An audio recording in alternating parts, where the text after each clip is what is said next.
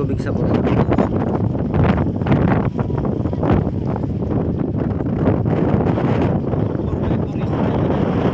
Doon niya dinalan?